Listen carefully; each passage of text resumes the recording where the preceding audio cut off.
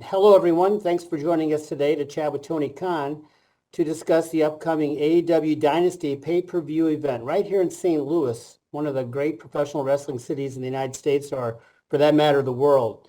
A few reminders. As always, we want to give as many of you the opportunity to speak with Tony, so please no two-parted questions. And another reminder, we've come together to talk about Dynasty, so if we can keep it on task, that would be wonderful. With that, I'm going to turn it over to Tony for some opening thoughts, and we're going to open the lines for your questions. Tony, good afternoon. Good afternoon, Jim. Hey, everybody. Thanks for joining us today. I'm really excited about this pay-per-view. I think AEW Dynasty is going to be an amazing show. It should be a great weekend. We're going to Jim Woodcock's hometown, and this whole week is probably the closest I've ever had to a hometown loop, driving through I-74, going west from Indianapolis, through Champaign to Peoria, and then heading to St. Louis. So it'll be great. And like Jim said, St. Louis is an amazing wrestling town with a great history, and hopefully we can do something to continue that great tradition of pro wrestling in the Gateway City. Dynasty is going to be a great show. Thank you all for coming to talk about the show today, and I'll try to get through as many questions as I can, and hopefully some of you will be joining us Sunday at the pay-per-view also. And if I don't get to your question today, hopefully I'll see you there, and I'll try to take everybody's questions, anybody who comes to the show. And with that, Jim, let's start talking about AEW Dynasty, please. That sounds wonderful. So we're going to start with Dominic D'Angelo from adfreeshows.com, and after Dominic, Jason Powell from prowrestling.net will be next. Dominic, you are up.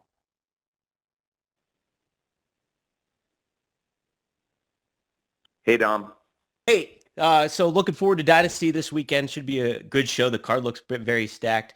Wanted to get your thoughts on the big topic throughout the past couple of weeks of the airing of that footage of All In and lead to the Bucks and FTR going here. I wanted to get your personal opinion on thinking about, do you understand, it was kind of universally panned across online and everything like that, and you kind of see some of that reception going on, I'm sure. Do you kind of understand that criticism, or where's your head kind of at when it comes to airing that footage and making that decision? After the ratings came in, felt like when TBS called me and told me, good job, you have to remember that I'm responsible for everybody's jobs in this company. And it is really important for us to please the network, and TBS was really happy with that show and that performance. That's the most important thing. And our fan feedback on the show that we got, the rating is the number one source of fan feedback in the end for the network, and they were incredibly pleased. It was over 400,000 viewers in the 18 to 49 demographic, and that was a strong performance. And that is how TBS judges the show, and how TBS judges the show is the most important metric I have for the performance. And then the fan reception last night, we had an amazing crowd. The fans were rabid. They were really excited. They were red hot, in particular for that match involving the Young Bucks. FTR got big chants, and I think people are really excited to see Young Bucks teaming up this weekend with Okada to take on Pac and FTR and get a preview of that big ladder match at Dynasty.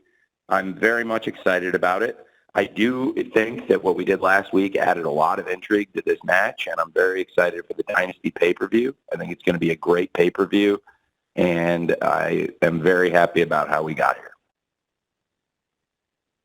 Thank you very much, Don. Jason Powell from prowrestling.net will be next, followed by Brandon Thurston from WrestleNomics. Jason, you are up. Scenario in which you would step down as head of creative and hire a booker to run AEW, or do you consider your position to be permanent? That's a great question. I would certainly at some point, we'd have to see where we're at. I think with all positions, nobody lasts forever, and eventually that's something, with any position at any of the organizations I'm in, that will be a reality. I think whether it's the Jaguars or Fulham or AEW or True Media. I won't be here forever. So, it's definitely one of the highlights of my life, being able to be involved in these shows, work on these shows, and do creative planning. And I'm having more fun than ever right now. Really loved last night's show. I thought last night was a really strong go-home Dynamite leading into this pay-per-view.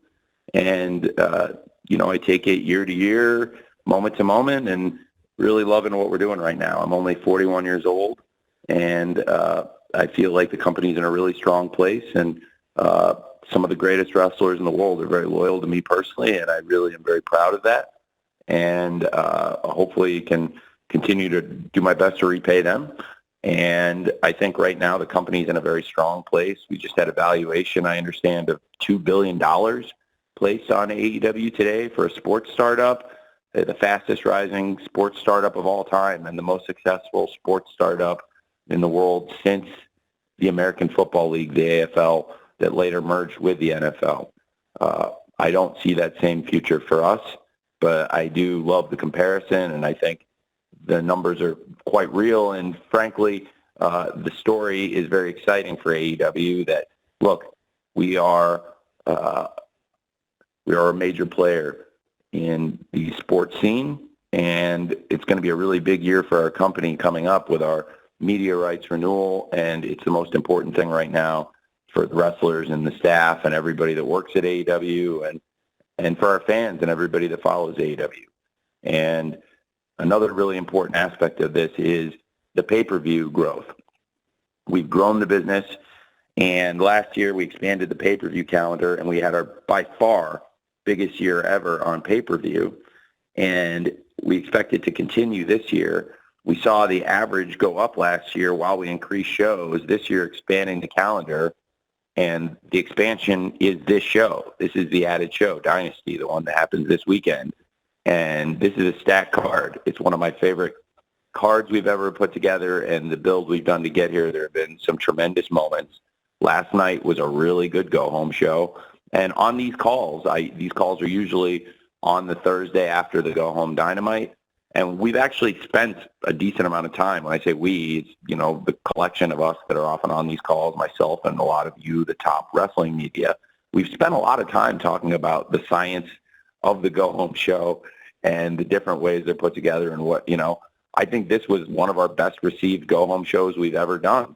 And this was really, for me, it's always exciting, and there's a risk when you add a new event, change the calendar, do something like creating a new show that is AEW Dynasty. And so far, the build, the card, it's all very exciting, and it's all shaping up for a great event this weekend on Sunday on pay-per-view. Thank you. Thank you, Jason. Brandon Thurston from WrestleNomics will go next, and I will follow Brandon with a write-in from Kimmy Sokol from the Pop Break. Brandon, you are up. As always, for your time. I was wondering if you could clear up something that was raised by, in Punk's interview a few weeks ago. He said that he personally paid for all of the medical expenses related to his 2022 triceps injury. I was wondering, can you say if there's any truth to that? And more broadly, is there a policy that AEW pays for medical expenses related to injuries that happen at AEW? We typically do pay those expenses. I'd have to look into that. I can't say for sure. It doesn't sound right to me. If that is the case, then I would reimburse them, honestly. I didn't think that was the case, and it doesn't sound right. So I would have to look into that. That's a good question, but typically we do cover those medical expenses, especially for something that occurred in the ring, as that did. So I would have to look into that. But no, I'm not sure about that. I can't say for sure. Thanks. Thanks, Brandon. I'm going to go with the write-in here from Kimmy Sokol from the Pop Break, and then Amy Nemedy from WrestleJoy. You will follow Tony's response to Kimmy, who asks, this weekend, Thunder Rosa is going after the title she never truly lost. How would you assess her comeback, and what is your excitement for the match this weekend? I'm very excited about Thunder Rosa versus Toni Storm, the Thunderstorm, the Battle of Thunderstorm for the AEW Women's World Championship. It's been great having Thunder Rosa back. She had been out with an injury for a very long time, and we weren't sure when she was going to be able to come back. And it's been awesome, the return of Thunder Rosa, her involvement in this story. I think she's had some strong matches since her return, and what a great promo last Saturday on Collision. And she got involved again, smearing the lipstick on Toni Storm at Dynamite last night in Indianapolis. It was a great event, and it was a great moment, and I'm very excited for that match. I think Thunder Rosa is one of our top stars in the women's division going back many years, and has built a great rivalry with Timeless Toni Storm. I think Timeless Toni Storm has been a great champion so far, and this would be not only a great challenge and a great challenger, but a really, really important title fight on a great show this weekend on Dynasty this Sunday. I'm very excited for that match. I think it's a great card, and that is a great rivalry, Thunder Rosa versus Timeless Toni Storm. Thank you. Thank you very much, Kimmy. Amy Nemedy from WrestleJoy is next, and after Amy will be Liam Crowley from Comic Book. Amy.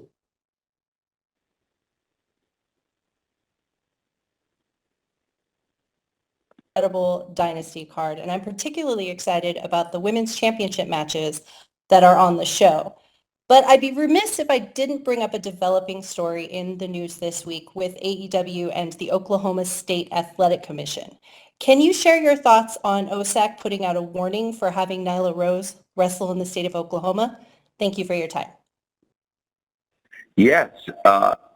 Well, I would like to talk about that story with the Oklahoma State Athletic Commission and the warning they issued against AEW when we featured Nyla Rose on the show in Oklahoma City last December. I was really surprised by this.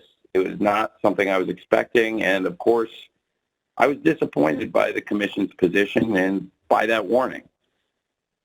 I don't think we did anything wrong.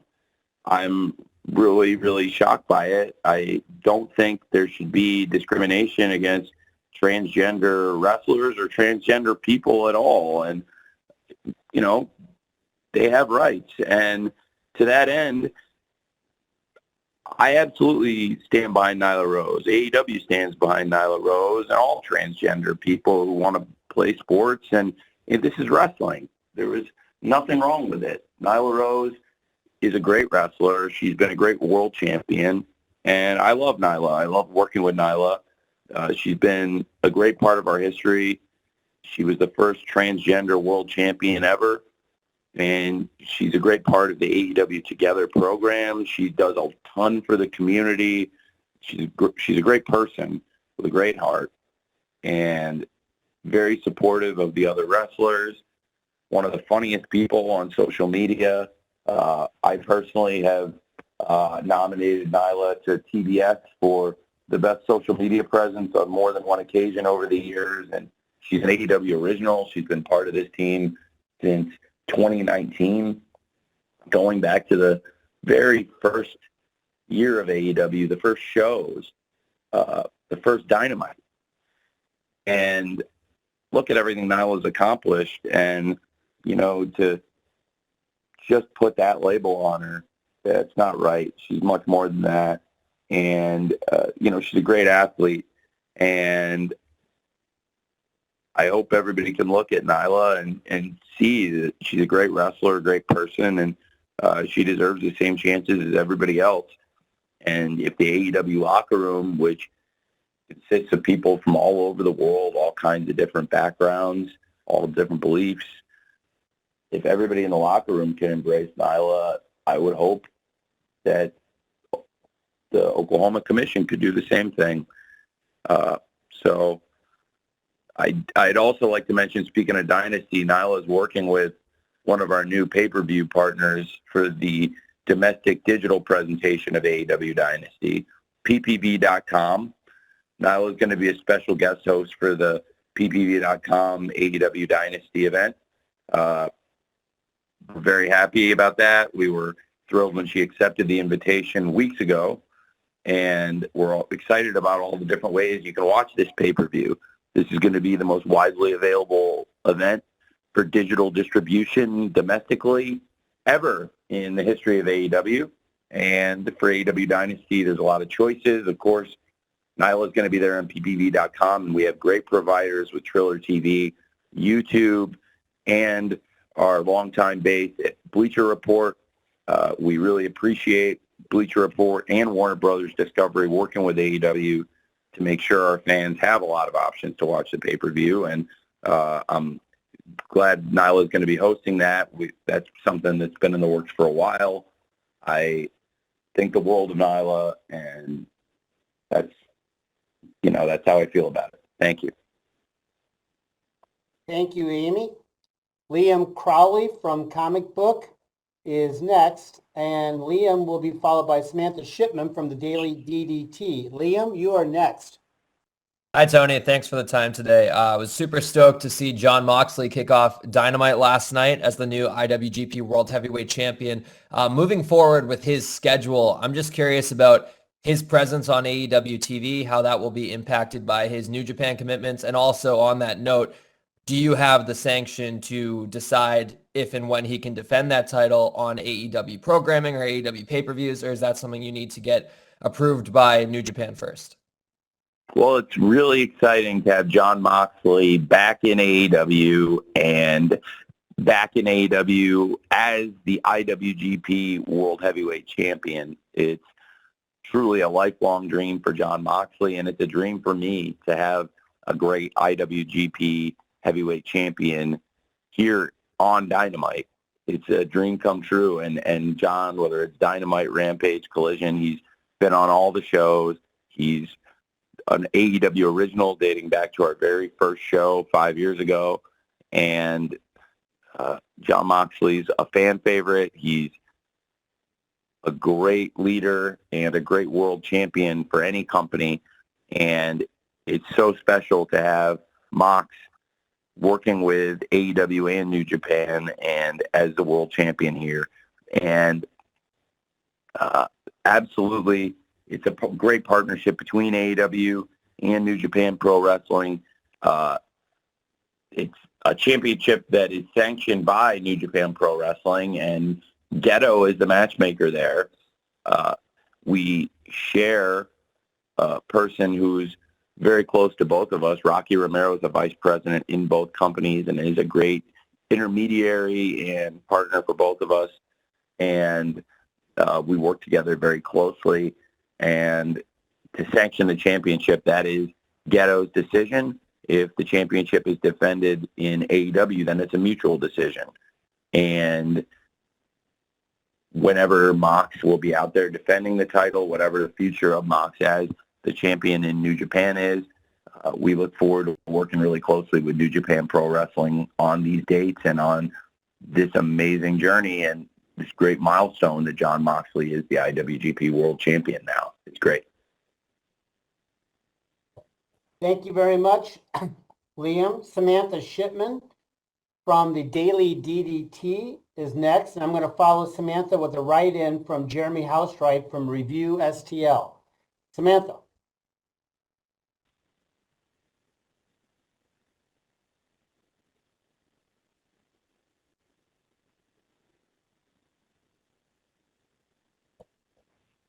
Samantha? Can you hear me?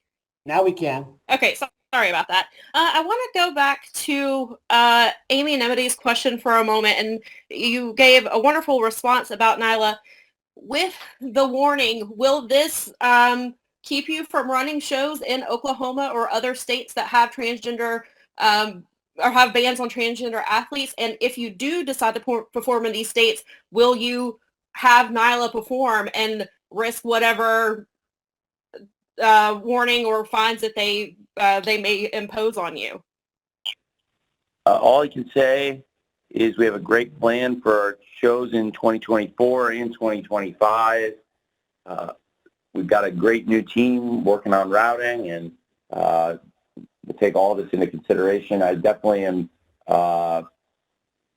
treating this as a developing story. I was kind of surprised by this, but definitely want to do our best to support the fans across America and all over the world and bring AEW wrestling everywhere. We have great fans.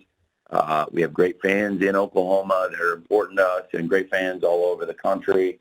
And so we'll do anything we can to support those fans. So it's something we're going to have to think about, but, it's a fair question. Thanks for asking. Thank you, Samantha.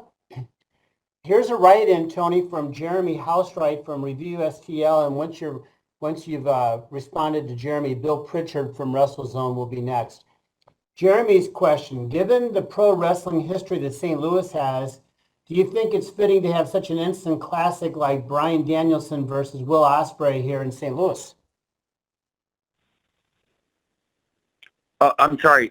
Can you repeat the question about Brian? I'm not sure. I might have missed 1 second with the audio there, Jim. Sure.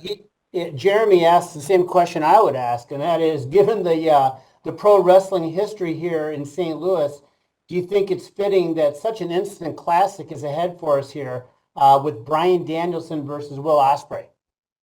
What a great question. It does sound like you wrote that one yourself, Jim. Well, it's a great question. I'm very excited for AEW Dynasty this weekend. It's going to be a great pay-per-view for all the fans across the world to watch this Sunday. And we're going to have an amazing live crowd on hand in St. Louis at the Chaffetz Arena for this amazing event. And certainly people around the world are talking about this dream match, Bryan Danielson versus Will Ospreay. I cannot wait for this match. I'm so excited about Danielson versus Ospreay on Sunday at pay-per-view. It's going to be a sight to be seen. It's going to be a great match when Will Ospreay locks up with the American Dragon, Bryan Danielson. In my opinion, these are two of the greatest wrestlers I've ever seen in my entire life. And to have a first-time matchup like this, it's really, really thrilling. It's been a sports-based presentation. We've had a lot of great rivalries developing in many different ways, and I think that's been one of the really cool things. The build to a lot of the different matches on the card has been very different. This has really been more of a pure sports-focused build to get to Ospreay versus Danielson, because this is a real wrestling dream match, and I think that's taken center stage. So there haven't been as many brawls between these guys, and the presentation has been different than a lot of the other matches on the card. And I think that each of the big matches has its own unique presentation for the most part. And I think that's a really exciting thing about the Dynasty pay-per-view card.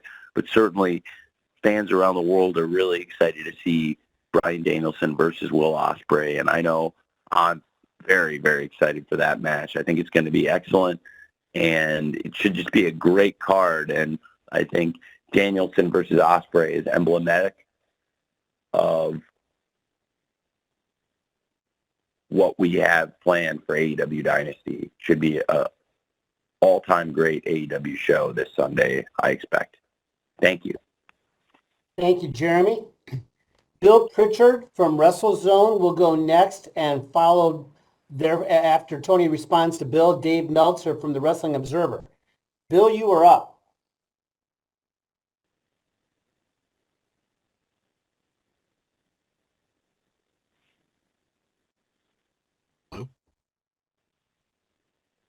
Bill, go ahead. Oh, okay. Couldn't hear anything. I wanted to ask about the decision to, if this is the right way to phrase it, open up the options for the domestic pay-per-view outlets. I know there's been some issues with Bleacher Report. It kind of came to a head with the ROH pay-per-view. So I just wanted to know if you could explain why, outside of the obvious issues with broadcasting it, why it took so long to open it up, and if we could expect all future events after, I think it was announced the next 3 pay-per-views, if this is going to be ongoing after those 3 events. I'm optimistic it'll continue, that we're able to deliver the AEW digital pay-per-view events on multiple streaming platforms. And this is the most digital distribution we've ever had for any AEW event for AEW Dynasty this weekend, which is really exciting. There are so many great options, depending on what platforms you use, what kind of devices you watch pay-per-views on. There'll be lots of options to watch AEW Dynasty. I think it's really cool that Warner Brothers Discovery has given us all these options. For a long time, Bleacher Report had been an exclusive platform, and I think that's been beneficial to us because it's helped bring us closer to Warner Brothers Discovery, which is our amazing media partner and an incredibly important relationship for us. And then for them to allow us to use multiple digital partners for distribution of AEW Dynasty and the upcoming pay-per-view events, that's really exciting for us. It allows us to reach even more fans now and do all of it with the blessing of our amazing media partner. Now that we've established that we have this great presence on Bleacher Report and now touching other platforms, I think it's awesome, and I'm very excited about it. It's a great step for us. I can't say for sure what will happen after the next 3 events, other than to say we will still have great digital distribution regardless, and I'm optimistic and excited about the opportunity to distribute these upcoming shows on multiple platforms that was granted to us by our amazing media partners at Warner Brothers Discovery, who have been so great to us at AEW. Thank you very much for asking. Appreciate that, Bill. Dave Meltzer from the Wrestling Observer will go next, followed by Ella J., a wrestling gal. Dave.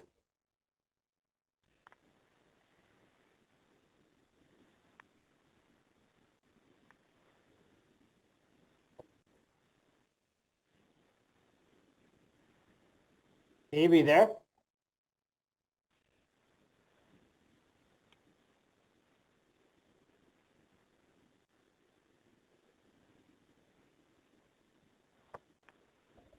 Dave, can you hear us? Dave, are you muted? He's unmuted.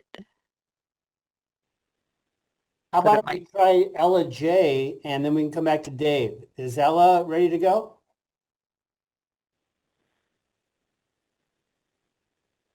Ella, can you hear us? Yeah, I'm here. Can you guys hear me? Yeah, we can hear you fine. Go ahead, Ella. We'll try Dave in a minute. Okay. Hi, Tony. I wanted to ask you about your decision to book a winner-takes-all match for the ROH six-man titles and the AEW trios titles, specifically wondering if these titles will be unified at AEW Dynasty or what the plan is going forward after this match concludes. Yeah, absolutely. The winner of the match will be the undisputed world trios champions. I think that's very cool. And it'll create a lot of great opportunities for the top trios out there. And I think it's very exciting, some consolidation and unification of championships.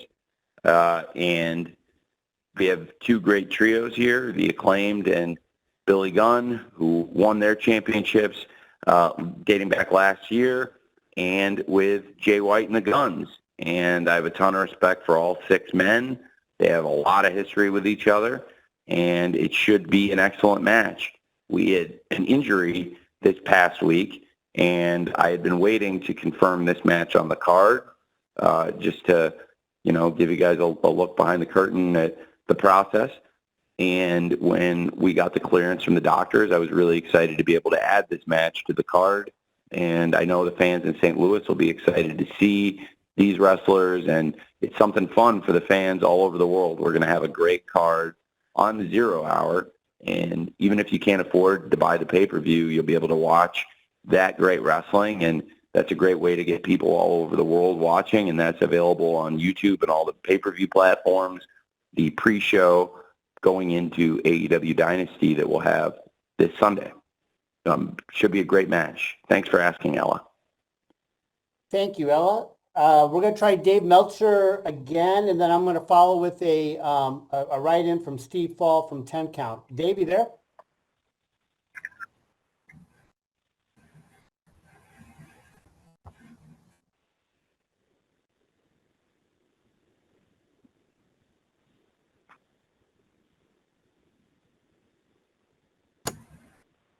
Hello.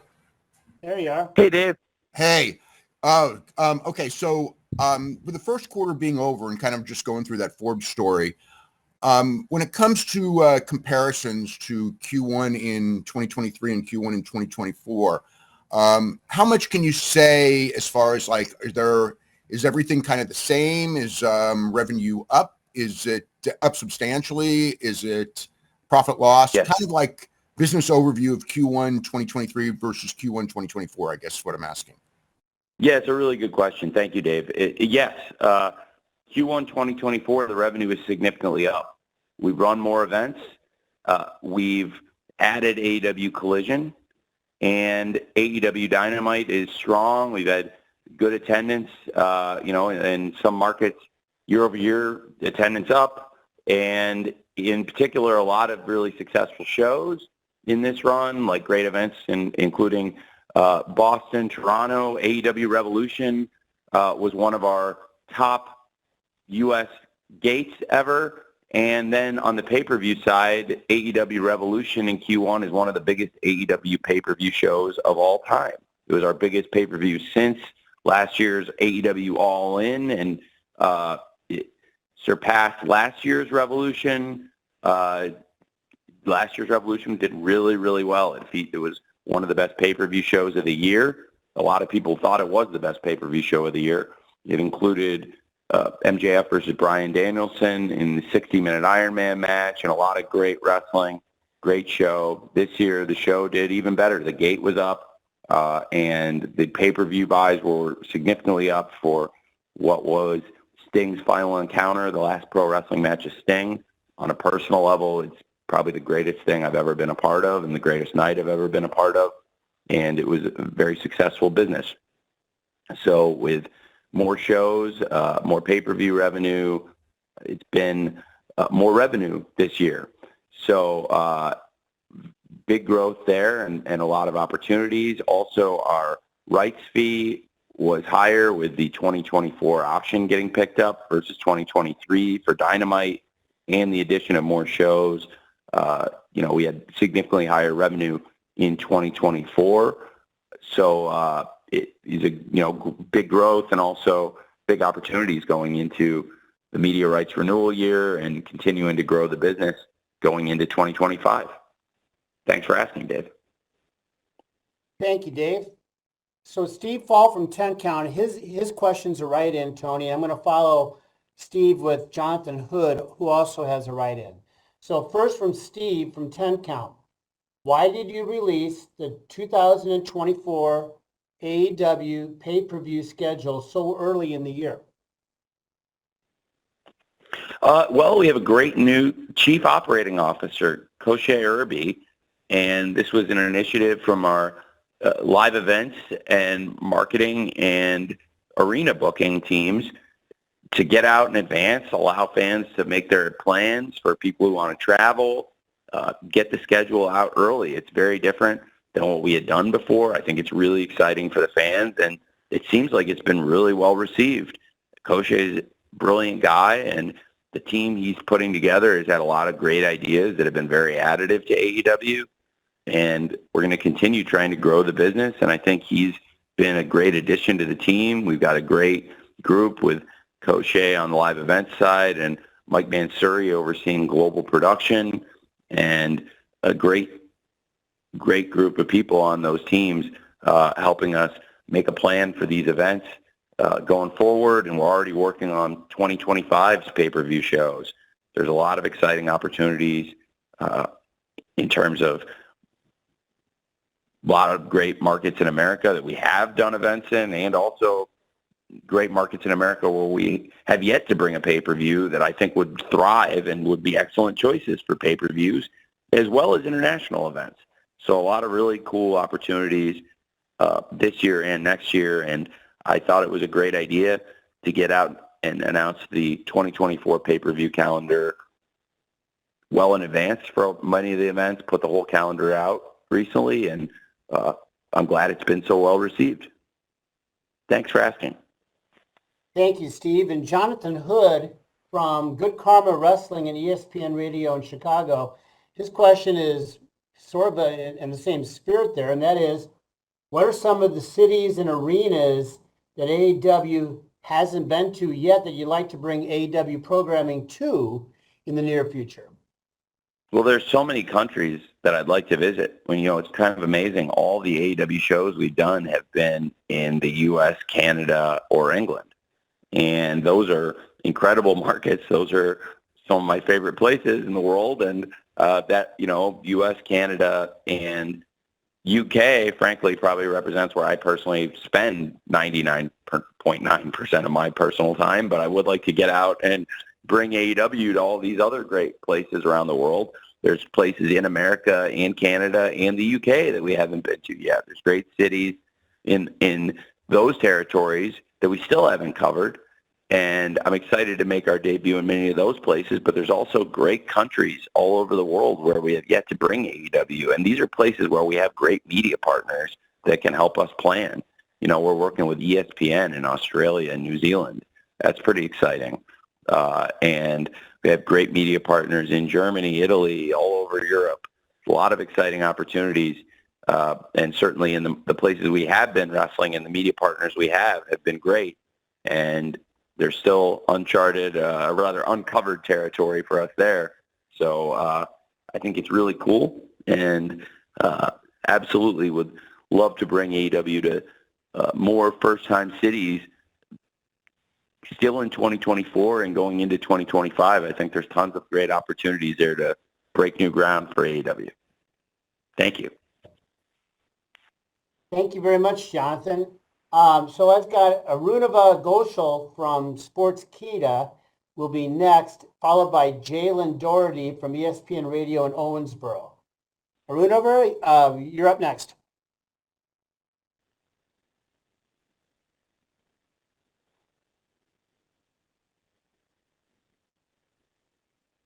Seeing online the reactions Young Bucks have been receiving over their great character work. So if you could let us know how much creative input you have and how much the Bucks have in creating this successful change that we have been noticing. It's been a lot of fun. It's a partnership, and they had great ideas. And it's funny. I think I can say this. Not only we have the right media partner with Warner Brothers Discovery, but also I was very fortunate to befriend Jesse Armstrong recently. Jesse Armstrong being a Fulham supporter, and he got caught by the wrestling media and sitting with me at a Fulham match recently at Craven Cottage. And in addition to being a Fulham supporter, Jesse Armstrong is such a brilliant writer. And it turned out that he's a really, really nice guy too. I really have enjoyed talking to him. And he inadvertently helped inspire this change. Matt and Nick mentioned to me, we were talking about changes for 2024, and they asked about something inspired by Succession.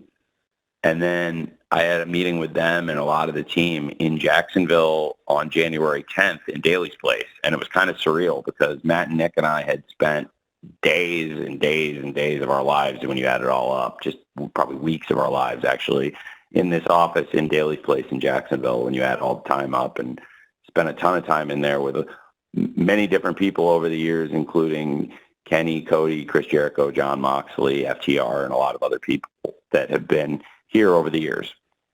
And I was in there with Matt and Nick and a ton of our production staff, including some people that were new to Daly's Place, like Mike Mansouri and a lot of the staff that had joined us in the past couple of years.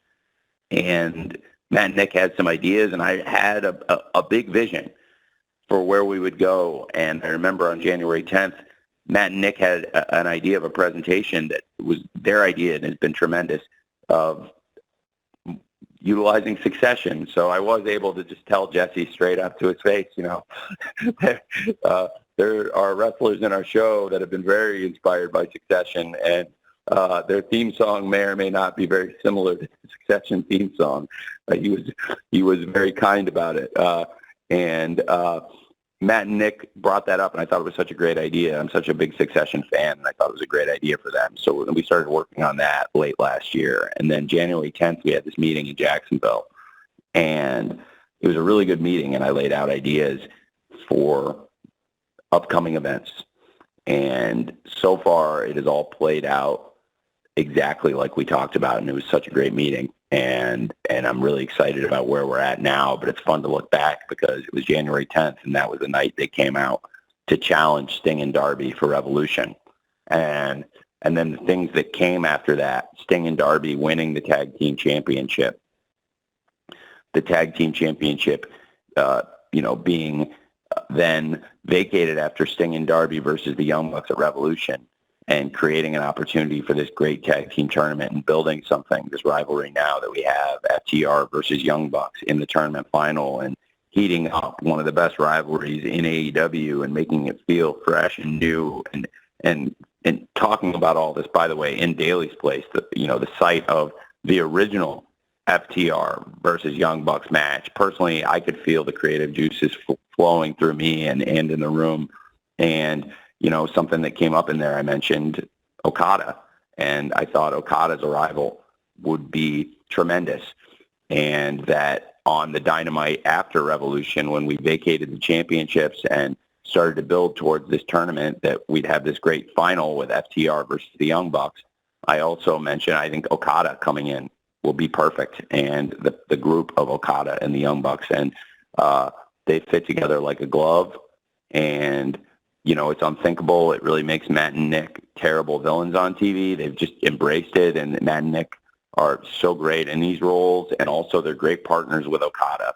The three of them have this chemistry I had seen in real life, and I feel like it's like, taking my experience in Hollywood, we're in artist management and production, and as a partner in activist artist management, what I've said to a lot of my media partners and friends is, it reminds me of if you saw a group of actors together at a party and you saw the chemistry, but they had never done a film together or a project together, and you say, geez, this should be the movie. Look at the chemistry with you guys.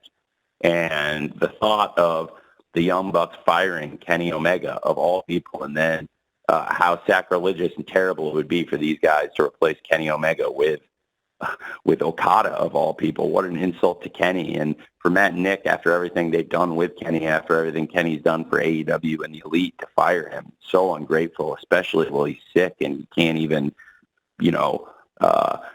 go out and wrestle. I mean, he's, the company's obviously taking care of Kenny, and Kenny's being paid, so he's not like it's not like he's destitute, but he's unable to wrestle. He can't be here. It's not fair.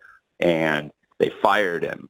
And I just think it's great heat, and it's a great opportunity for the future. And this team with Okada and the Young Bucks, I've really enjoyed working with them. They had an amazing match last night, and you see the presentation and the details and all the nuanced things that Matt and Nick and Okada do. And then when you think how really new that group is and how great they all are together, it's scary. Certainly Okada has taken to American wrestling television incredibly quickly, and I'm not at all surprised by that. I predicted it. And in that room on January 10th, I was saying, I think this guy can come in and be a franchise heel and do something very different than what he's been doing, what he's done. And I bet with Matt and Nick working with him and with all of us talking and collaborating, that Okada would come in and be a great centerpiece star for AEW, which he has done. And tons of credit to Matt and Nick and Okada for this. And now they all three of them have these huge championship matches at AEW Dynasty this Sunday. I cannot wait for Okada versus Pac for the Continental Championship. And that'll be a very different kind of match than the World Tag Team Championship match, the ladder match, the finals of the tournament, FTR versus the Young Bucks. It's like I said, it's FTR versus Young Bucks 4. There have been 3 previous chapters in this rivalry. All have been excellent matches, Jacksonville, Boston, and London. And the rivalry's grown, and it feels now more heated and bitter than ever. And I love all three of those matches. I love the match we had in Daly's place so much, which was something I brought up when we were talking about this road to Dynasty and all the twists and turns we would take from Revolution to Dynasty. And can't wait for that ladder match. Obviously, that'll be a very different thing than the Continental title. And really, really all the credit in the world to the Elite for this new act and this new presentation. It's been really a fun thing to see, and it's a great part of AEW right now. I thought the match last night on Dynamite was excellent, and I'm really looking forward to the pay-per-view, and also this Saturday for free, everybody can watch, FTR teaming with Pac versus Young Bucks and Okada, the Elite. Should be a great preview of the action we're going to see on Dynasty on Sunday, and everybody can watch that for free on TNT this Saturday, and it's a great way to spend $420. Thanks. Thank you, Arunava. Jalen Doherty from ESPN Radio in Owensboro is next. I will follow Jalen with a write-in from Andrew Baidala from SNE Network. Jalen. Yeah, can you hear me, guys? We can. Yep, we hear you. All right, hey, Tony.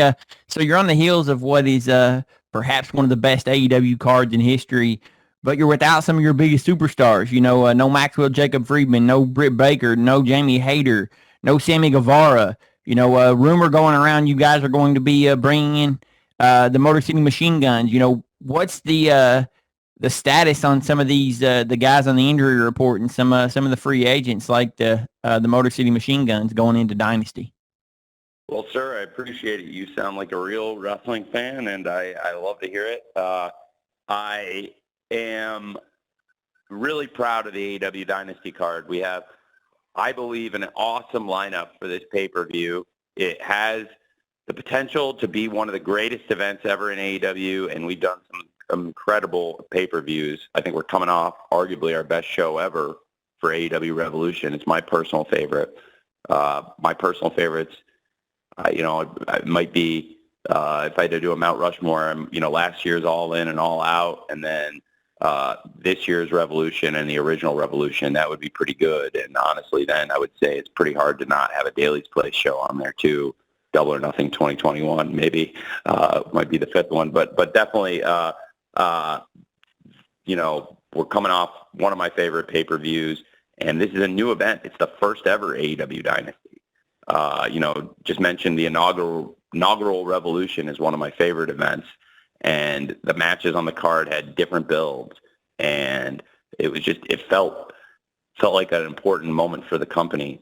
And we had a great crowd that night in Chicago at the Wintrust Arena, and I was just thinking about that event when I was in the offices of the Wintrust Arena the other day for the great New Japan event last week, and being at that great event, the Windy City New Japan event, brought back a lot of memories of the original Revolution. And I was saying to Mox, it's cool being here with you again, and you winning your first ever New Japan Pro Wrestling IWGP World Championship. We're here in the same exact arena where Mox won the AEW World Championship for the first time at the Wintrust Arena at the first Revolution.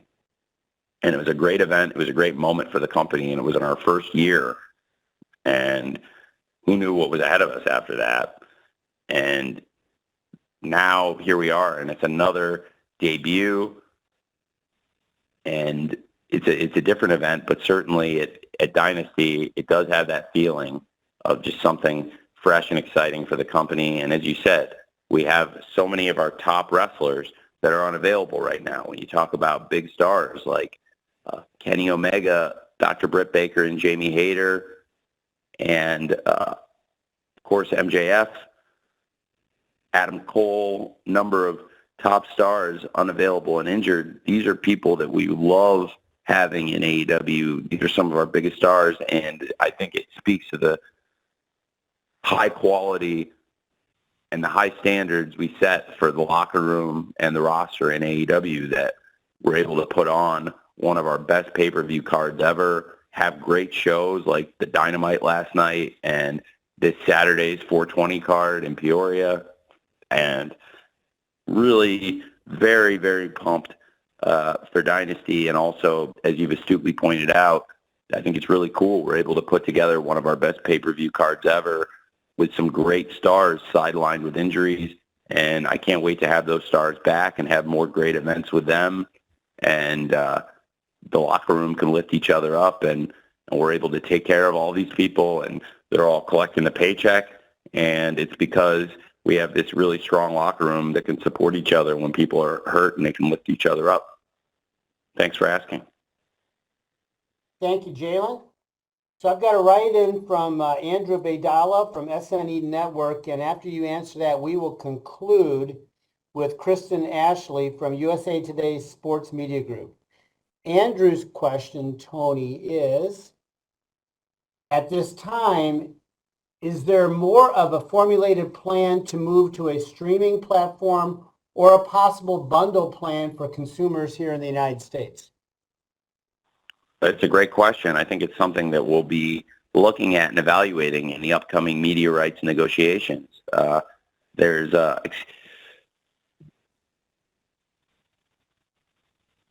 Excuse me, I muted my phone. I had to sneeze.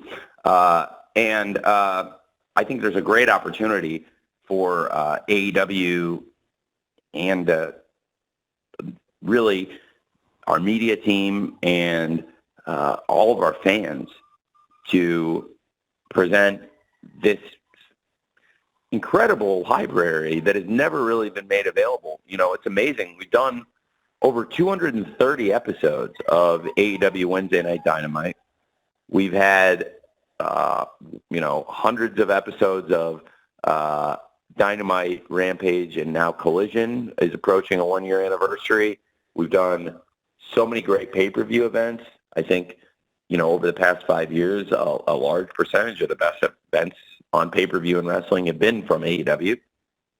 And the whole library has never been in one place together. There's no place to really go back and watch all these Dynamites and all these great events.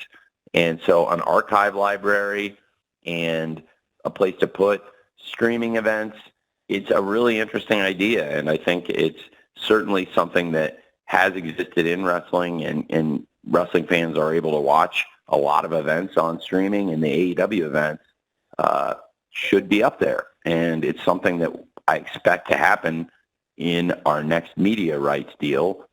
We're in an exclusive window right now talking to Warner Brothers Discovery, which is amazing. And it's been a great time with Warner Brothers Discovery. We're coming up on the 5-year anniversary of the debut of AEW on Turner Sports. That is phenomenal to me, and it's really important. And I want to respect our media partner and how important those negotiations are to us. And certainly we're going to have a great opportunity coming into 2025 to present all of the AEW TV and all of our major pay-per-view events, like this Sunday, the first ever AEW Dynasty, and where all these shows live in 2025 is to be determined, which is really exciting for us. So it's a great question, and we'll see where that ends up. Thank you, Andrew. Last question of the day, Tony, comes from Kristen Ashley from the USA Today Sports Media Group. Kristen. How are you? I'm fantastic. Is that your question? No. I just want to start by saying congratulations on the signing of Carlos Cabrera. I know he's absolutely beloved and a veteran in his field. When you also consider your strong partnership with CMLL, these seem like very specific moves. Can you tell us more about your strategy for growth in the Spanish-speaking market? These are great questions. It's been amazing working with CMLL.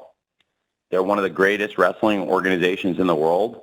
And it's been interesting because Koche, he had worked recently as the CMO of Clemson at PBR, and he had worked as a live events executive in WWE. So he does have wrestling experience. And when he came in here, I mentioned to him, this is going to be different than anything you've seen. And he said, you're right, because I mentioned I have partnerships and friendships in wrestling, and it's something that really, on this level, to be an organization, with hundreds and millions of dollars in revenues and a multi-billion-dollar valuation now, it's you have a lot of experience with that in wrestling, but what you haven't necessarily seen, and now he's seeing it firsthand, is the kind of friendships and partnerships we built here on trust and loyalty with New Japan Pro Wrestling and now with CMLL. And these are the most respected wrestling organizations in their respective countries.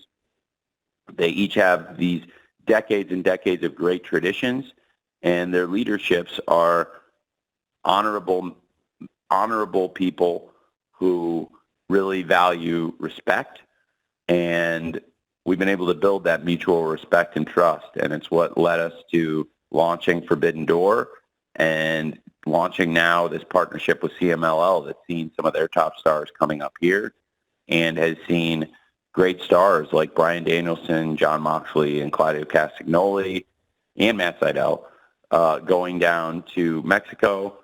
And this has been embraced by all sides. And Salvador, who runs CMLL, has been just great to work with. Rocky, again, is an amazing intermediary between these companies.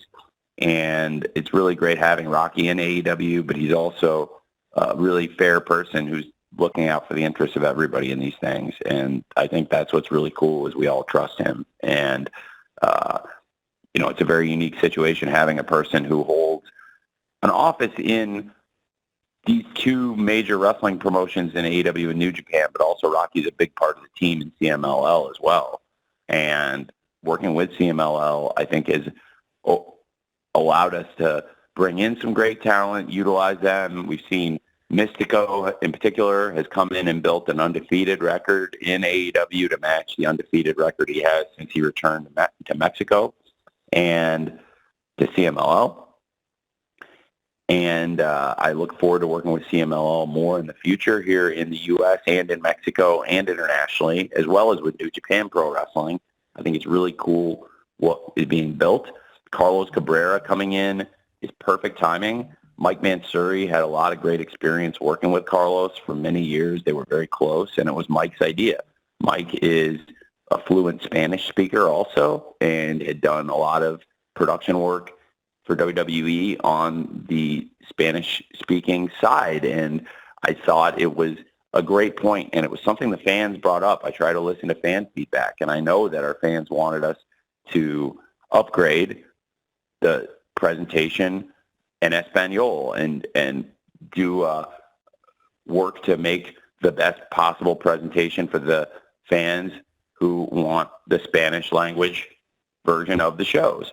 And Carlos Cabrera is an excellent commentator and somebody who had a great reputation, and Mike spoke really highly of him. So I was excited to hire Carlos, and he's officially joined the team now this week, going into AEW Dynasty. And it was great to have Carlos calling Dynamite last night.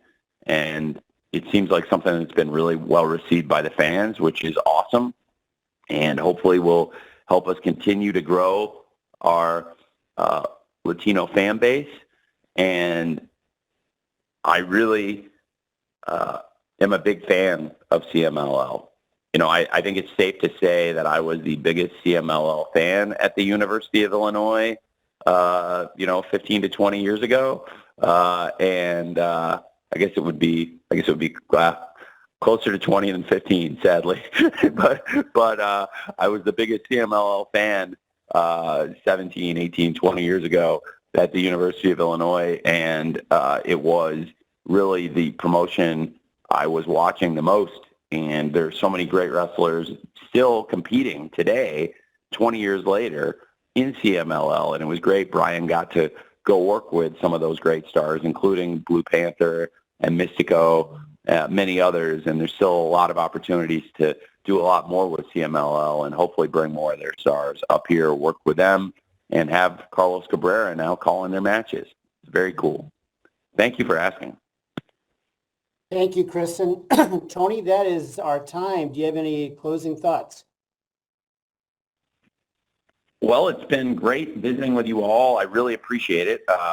Thank you for coming to the AEW Dynasty All Media Call. Hopefully we got to answer most of your questions. I know there was a lot of questions, and maybe we weren't able to get them all in this hour. If you're able to come to St. Louis this weekend or even send in a question, we're going to try to answer them all after the pay-per-view. And if you come to the show, I'm going to do my best to stay and make sure I answer at least a question from every single person who comes to the Scrum. I generally try to. I really appreciate all of you covering this event. This is the first ever AEW Dynasty. It would not be possible to grow AEW and launch new events like this and have such an exciting show and so much fan excitement about it without all of you. And I really appreciate all of you. Many of you have been covering AEW since day one, 5 years ago. And without all of you, we wouldn't be in this position. So thank you very much for coming today. And hopefully I'll see a lot of you on Sunday at AEW Dynasty. And Jim, thank you. It's the rare post pay-per-view Scrum where you'll get to go back and sleep in your own bed after the show. So I know you're excited for that too. And it should be a great show. I may not go to bed. It's going to be that good of a show. So, but thank you very much, Tony, and thanks to everybody. We're now at the end of our time. As always, expect an audio recording to be delivered shortly. And also, as always, know how much we appreciate you participating today and for your commitment to covering AEW, as Tony mentioned, and professional wrestling. So all of us at AEW hope to see you in St. Louis over the weekend, and especially on Sunday night for AEW Dynasty at Chaffetz Arena. With that, 1,000 thanks to everyone and safe travels to St. Louis.